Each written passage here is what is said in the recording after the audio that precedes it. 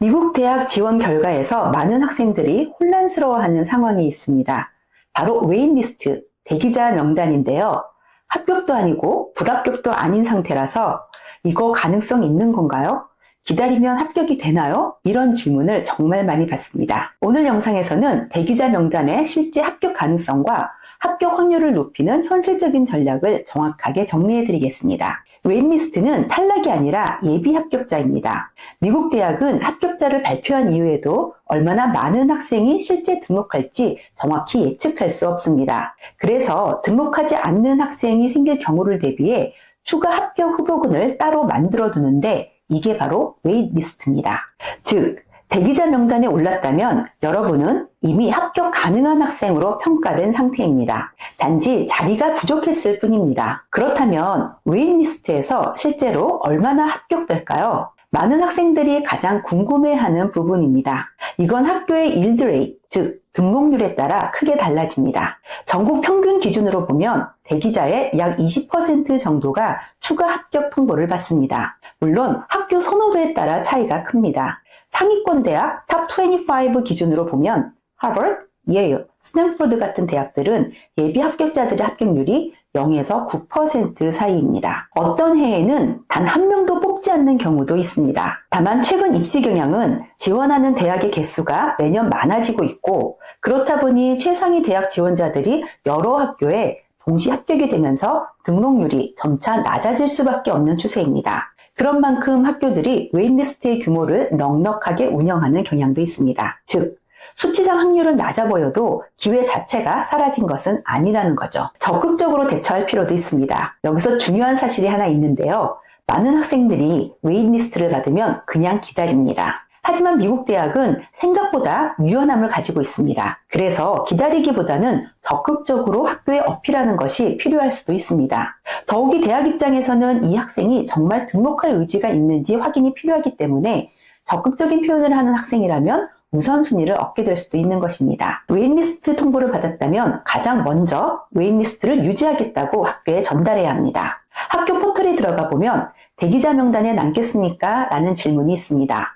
여기서 반드시 Yes를 선택해야 합니다. 답변 기한을 놓치면 기회는 자동으로 사라집니다. 다음은 가장 강력한 전략인 LOCI를 보냅니다. 웨이트리스트 대응에서 가장 중요한 것은 LOCI, 즉 Letter of Continued Interest를 보내는 것입니다.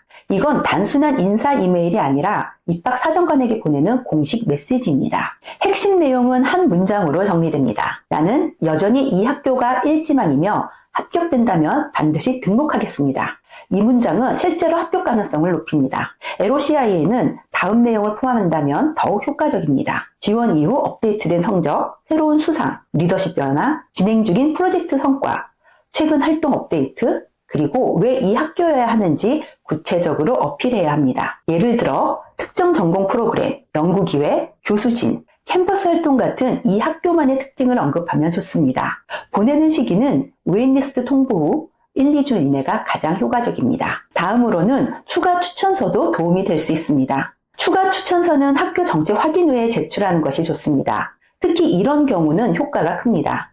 최근 프로젝트 지도교사, 인턴십 감독관, 석사과정이라면 연구 지도교수, 하지만 학교가 추가 서류 제출을 금지했다면 절대 보내면 안 됩니다. 오히려 역효과가 날 수 있습니다. 마지막 학기 성적 관리 또한 매우 중요한데요. 웨이트리스트 상태에서는 최종 학기 성적이 매우 중요한 평가 요소입니다. 대학 지원 시 최종 성적표가 나오기 전이었기 때문에 아직 최종 성적표를 제출하지 않았다면 향상된 최종 성적을 강력하게 어필해 보는 것도 도움이 됩니다.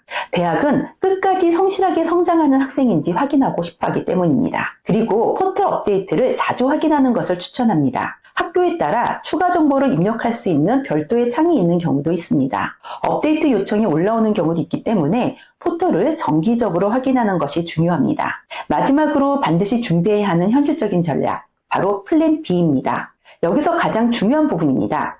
대기자 합격 발표는 보통 5월 1일 이후에 발표됩니다. 그래서 반드시 이미 합격한 학교 중 한 곳에는 예치금, 즉 디파짓을 넣어두어야 합니다. 웨이트리스트만 믿고 기다리다 보면 갈 학교가 없어질 수도 있기 때문입니다. 그리고 절대로 하면 안 되는 행동이 있는데요.